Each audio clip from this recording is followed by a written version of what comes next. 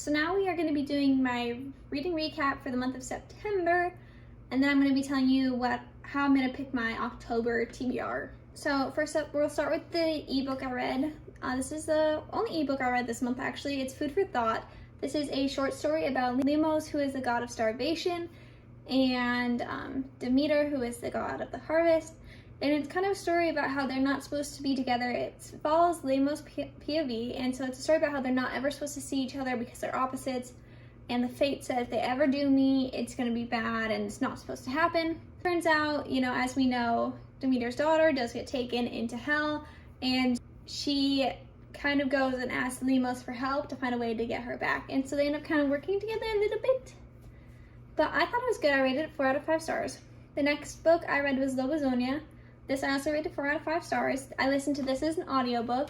This book we follow our main character, Menu, I believe is how you say it. She's from Argentina. Her and her mom came to Florida to look for their father, or her father. And they're in the country illegally, so they're kind of, keeping away from ICE. In addition to that, this does have a magical aspect to it, so there's another world where there are witches and werewolves. We kind of follow Manu through being a teenager, living under the pressures of not only ICE, but also possibly having this magical thing. And she also has her eyes they look like suns or stars, so she can't show her eyes to anyone. So we kind of just see her struggles with not only the ICE and how her world comes crashing down, but also the fact that she has to deal with the magical aspects and her eyes. So I thought it was very good. I liked it. I would recommend it. The next book I read was Dreadful. I rated this book 3 out of 5 stars. It's like a cozy fantasy, which is fine. I'm not the biggest fan of cozy fantasies, I don't think. I don't know. It just we follow Gav. He's the main character. He's a Dreadlord wizard, and he wakes up in a room with no eyebrows and no memory of what's happening. And he has a princess in his dungeon, but he doesn't know why, and he doesn't know anything. And he also has 3 sorcerers who are going to be coming and helping him with some big evil plan that he doesn't know anything about. So it's kind of fun, it's kind of cute. Gav ends up not knowing who he was in the past because he has no memories of it, and so he's kind of trying to pretend to know what's going on, and he's got goblins who serve him and all stuff, and it's kind of cute because it's like a second chance of being a different person. So that part is kind of cute, but I don't think I'm a cozy fantasy girl, so I don't really think this one was that good to me. The next book I read was The Nightingale by Christian Hannah. Oh my god. This book is set in World War II, where we follow 2 sisters in war-torn France when when the Nazis are taking over. So occupying, that's the word. So when they're being occupied by Nazis. So we kind of follow the 2 sisters. They each kind of take 2 different paths. One of the sisters is a mother. The other one is kind of fighting for the rebellion because she sees it as being very wrong. This book was so good. I don't generally read historical books or books about history. It's not generally my forte, but this was recommended to me by my mother and my best friend and her other friend, so I had to read it. It did not let down. It is long and it's kind of a development, but it was so good. I cried at the end. It was 5 out of 5 stars. Love this book. Would recommend it. Okay. The next books I ended up reading was the Red Rising trilogy, part 1, I guess. There's technically now maybe a part 2. I will say I listened to these books mainly as a theatric audio, and I think the theatric audio made these books 10 times better than what they would have been if I just read them. So I will say my ratings might be a little skewed because the theatric audios were so good. I rated Red Rising 4 stars, Morningstar 5 stars, and then Golden Sun. No, wait, that's not right. I rated Red Rising 4 stars, which is the first book. I rated Golden Sun 5 stars. Morningstar, I rated 4 stars. Like I said, the theatric audio for these were so good. I would highly recommend that if you're choosing to read the series. I got mine through Hoopla. You can just sign up with your public library. This is not sponsored or anything, but that's where I listen to my theatric audiobooks through. My biggest complaint for this book is, well, okay, let me explain what it is. It's basically just War College, but in space, and everyone is 7 foot tall and blonde. War College, okay, yeah. I don't know, the main character, he's a little whiny. And to be fair, it's hard to explain. I don't like the main character, but I do like the main character. His really only thought through like half of the book, and the only reason he is doing any of what he is doing is for his wife, who is no longer alive. And that's literally the only reason he is doing anything in any of these books. I guess is enough, but at the same time it's not. I don't really know how to explain it, but that's the main focus. And then also there are like no really strong female characters. There is the dead wife, and then one other female character that we kind of get to see, but even really it's not, like, she's not there. It's really just a main focus on him, which is like fine, and I understand it, but and literally he had no motivations. There didn't really feel like to be too much character development either. Critically, I think if I read them just as paper reading in my own head, I would not have rated it this high, but like I said, the theatrics version was so good, it was hard not to rate it high. I don't know, I still think I need to cook on how I feel, and I may adjust the ratings later, but for now, that is what they are. And that's all the books I read last month.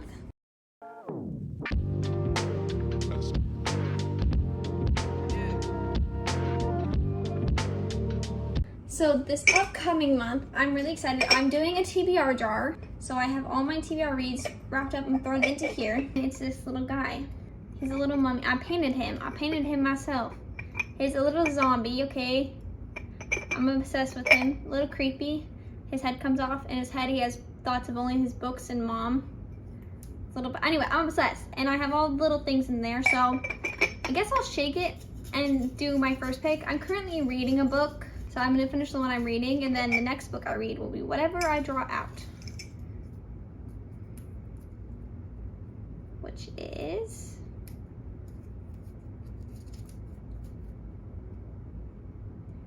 A Dread of Time. Oh shit! Let me go grab it. No, because I'm actually so excited for this book. I was gonna start reading this last week, but I decided to pick up a different book because I wanted a quick read to get done. I ended up not finishing the one I picked up last week. Anyway, it doesn't matter, but I'm super excited. So this is Time of Dread by John Gwen. Brave the shadows, wield the sword, a race of warrior angels, the Bel Elam once vanquished a mighty demon horde. Now they rule the banished lands, but their peace is brutally enforced. In the south, hot-headed Rev is desperate to join the Ben Elam's peacekeeping force until she unearths a deadly secret. In the west, the giantress Sig investigates demon sightings and discovers signs of an uprising and black magic. And in the snowbound north, the Drem finds mutilated corpses on a hunting expedition, the work of a predator or something far worse. It's a time of shifting loyalties and world-changing dangers. Difficult choices will need to be made because in the shadows, demons are gathering, waiting for their time to rise. I'm super excited. I read the first two books in the Bloodstone saga, and actually the third book releases in October, so I will be picking that one up. But I'm super excited to get back into John Gwen and his world. He definitely writes a lot of Norse-inspired mythology. The way he writes, they're obviously very brutal books, and he writes it in a way that doesn't feel like too much. Like, they're brutal, and like I've gasped while reading his books and the twists and stuff, and I really liked it, but it doesn't feel like an over-the-top brutality, and that is what I also really enjoyed about the last books that I read. Is that there's fighting and there is gore and goes in depth, but it does not seem like an overkill. So I'm excited to read this one. I'm really excited that I drew this one, because literally, like I said, I was literally gonna read this one last book. Let me say literally one more time. But yeah, stay tuned for the rest of it.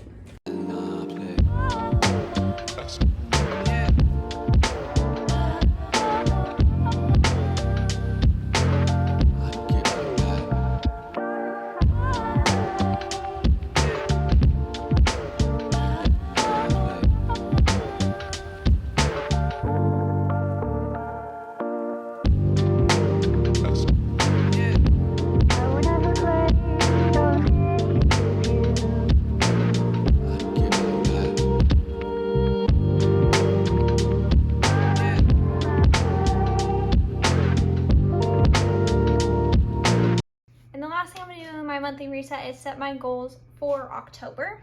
So there's 3 months left in the year. October, November, December. So my first goal is gonna be catch up on my Goodreads reading goal. I'm like 10 books behind right now. So I wanna catch up on that. So that's goal number 1. Goal number 2 is cook a crockpot meal every week. So I already have my first one done. I made chicken pot pie soup kind of thing this month, so, or this weekend. I guess have homemade meals actually every day of the week for the whole month. We'll see how that goes. It might be silly, but I hate cooking. I absolutely hate cooking with my whole heart and soul. So this is a chore for me to do and not something I frequently do, so I'm putting it on the list. Okay, my third goal is to finish annotating this book. I got A Good Girl's Guide to Murder to annotate for my friend for her birthday, which was like at this point 3 months ago. And I never finished annotating it. So I have a goal to finish annotating that book this month. Maybe I should just wait and give it as a Christmas gift. No. I'll finish annotating. So finish annotating that book. If you're watching this, you're not. You didn't hear that from me, okay? And my final one is to take more hot girl walks. Because I feel like I work inside for 10 hours a day. I get up before the sun is up, and I generally go to bed while the sun is up. And I generally don't go outside very much, which I know sounds bad, because it kind of is bad. But I work 4 a.m. to 2:30 in the afternoon, so I'm just exhausted. So I want to go on more hot girl walks after work. So stay tuned, and if the goals happen or not, I will see you in the next one. Bye!